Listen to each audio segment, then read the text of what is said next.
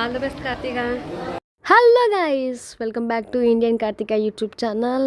మనం ఇప్పుడు జూమ్ అని ఢిల్లీకి వెళ్ళబోతున్నాం అస్పిత ఉమెన్స్ లీగ్కి. అంటే సారీ గాయస్, నా వాయిస్ అస్సలు బాగాలేదు ఫర్ కోల్డ్ వల్ల. అన్ఎక్స్పెక్టెడ్గా మాకు ఫ్లైట్ బుక్ చేయాల్సి వచ్చింది, ఎందుకంటే నాకు ఎగ్జామ్స్ ఉన్నాయి. సెమ్ ఎగ్జామ్స్ అయిన ఈవినింగ్కి నేను బయలుదేరాయి.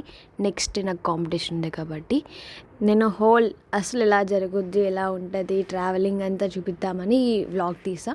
ఫైనల్లీ నాకు బోర్డింగ్ పాస్ వచ్చింది. ఎక్కాలంటే మరి 1 అవర్ ముందే ఉండాలి కదండి, అందుకే నేను 2 గంటల ముందు ఉన్నానండి. ఖాళీగా ఉండడం ఎందుకని మొత్తం అక్కడ ఉన్న షాప్స్ అన్నీ చూసుకుంటూ, మనం తెలియదండి చాలా రేట్లు ఎక్కువ ఉంటాయి మనం అక్కడ తినాలంటే. అయినా మనకి ఎందుకండి, మనకి ఎయిర్ ఇండియా వాళ్ళు ఫుడ్ పెడతారు అన్నప్పుడు ఎంత చక్కగా ఉందో. సేమ్ నాకులా అయితే లేదు, నాకు డైరీ రాసే అలవాటు ఉంది కాబట్టి ఒక హాఫ్ అన్ అవర్ దాంతో టైం స్పెండ్ చేసా. అండ్ ఫైనల్గా బోర్డింగ్ టైం వచ్చింది, 9:45 ఎంతో అవుతుంది, మనం స్టార్ట్ అవ్వాలి. చాలా డిలే అయింది కొంచెం. ఎనీవే, టైం వేస్ట్ చేయకుండా మనం వ్లాగ్ తీసుకోవాలి. అండ్ చూడండి, అదే ఎయిర్ ఇండియా. నా సీట్ బ్యాక్ సైడ్ కాబట్టి నేను బ్యాక్ సైడ్ నుంచి వెళ్ళడం నాకు ఈజీ. ఎయిర్ ఇండియా వాళ్ళు ఫుడ్ ప్రొవైడ్ చేస్తారు కదా, మనం టేస్ట్ చేయాలి ఎలా ఉంటుందో. అండ్ అక్కడ గ్రీన్ లైట్ వాళ్ళు ఆన్ చేశారు, లెట్స్ గో ఫ్లై. మొత్తానికి వాళ్ళు ఫుడ్ ఇచ్చారు, లెట్స్ కుమ్మేద్దాం. మామూలుగా ఆకలి వేయట్లేదు, 10:15 అవుతుంది. ఫుల్ దంచేసిందండి ఆకలి. మంచిగా వెజిటేరియన్ కాబట్టి వెజ్ కదా తిన్నా, బాగుంది. ఓకే ఫైనల్లీ అమ్మయ్య మొత్తానికి కంప్లీట్ చేశానుగా. అలా బుక్ చదువుకుంటూ ఫైనల్గా ఢిల్లీకి వచ్చాం. చూడండి, అస్సలు ఫాగ్ 11 degrees ఉందంట. మేము కిందకి బయటికి వెళ్తే ఎలా ఉంటుందో అని దడగా ఉంది. మొత్తానికి అయితే బయటికి వెళ్ళాం. 12 అవుతుంది. అంటే మనం ఆంధ్ర కదా, మనకి 20-25 అలా ఉంటుంది, కానీ ఇక్కడ 10-6 అలా ఉన్న వల్ల ఫుల్ చల్లేస్తుంది బయట అయితే. మిడ్ నైట్ వల్ల మెట్రోస్ ఉండవు, so we have to book cab. Girls secured కోసం స్పీడ్గా రీచ్ అవ్వాలంటే మన అకామిడేషన్కి మిడ్ నైట్ అరౌండ్ 1 o'clockకి రీచ్ అయ్యాం. మార్నింగ్ బ్రేక్ఫాస్ట్కి వెళ్ళి వచ్చిన తర్వాత ఆ లొకేషన్ చూస్తే అండి చాలా అద్భుతంగా ఉంది. మేము ముందు ఫస్ట్ మా కాంపిటీషన్ ఏరియా చూసుకుని ఆ తర్వాత మొత్తం అంతా టూర్ వేద్దామని రెడీ అయ్యాం. అది మా room. And after we're going to assembly. Inaugurations అన్నీ స్టార్టింగ్ డే జరుగుతూ ఉంటాయి. అలా ఆఫ్టర్నూన్ వరకు అలా అయింది. తర్వాత లంచ్ చేసాక మనం నాకు నెక్స్ట్ డే కాంపిటీషన్ ఉంది కాబట్టి let's tour the whole Anand ఆశ్రమం టూర్ చేద్దామని అలా వెళ్తే, అయ్యో బాబు ఇంత అద్భుతంగా ఉన్నది ఏంట్రా బాబా, కానీ చూపించేస్తుందండి. ఎండ ఉంది కానీ బాబోయ్ చలి మాత్రం మామూలుగా లేదు.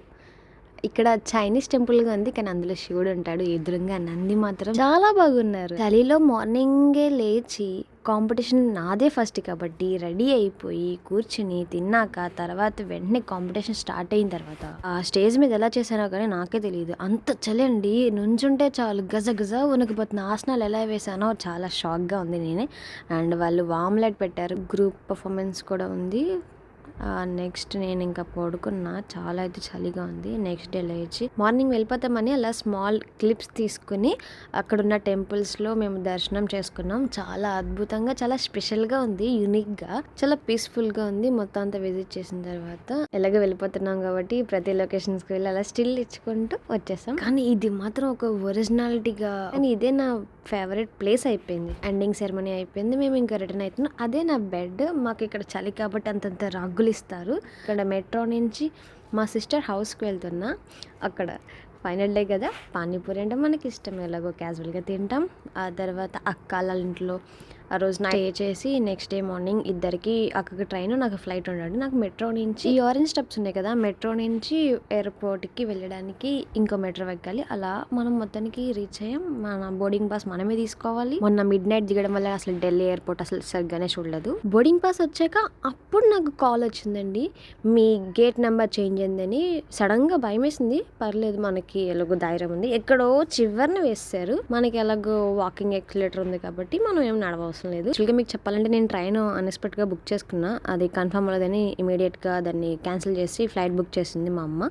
ఎంత ధైర్యమో చూడండి, ఎందుకంటే నేను అర్జెంట్గా ఇంటికి వెళ్ళిపోవాల్సిందే. సంక్రాంతి వస్తుంది కదా, డెఫినెట్లీ మనం సంక్రాంతి ఫెస్టివల్ అందరు ఫ్యామిలీతో జరుపుకోవాలని. అండ్ అమ్మ వెంటనే బుక్ చేయడం వల్ల నేను మళ్ళీ again flight, let's go. Last time veg try చేసా కాబట్టి ఈసారి నాన్ వెజ్ ట్రై చేద్దామని ట్రై చేసా. బట్ రిటర్న్ వస్తున్నప్పుడే అంత ఫుడ్ ఏమి అంత బాగా పర్లేదు ఏదో చాలా గుడ్ పర్సన్స్ని కలిసాను ఆ టైంలో. మంచిగా కంపెనీ ఇచ్చారు, బాగుంది.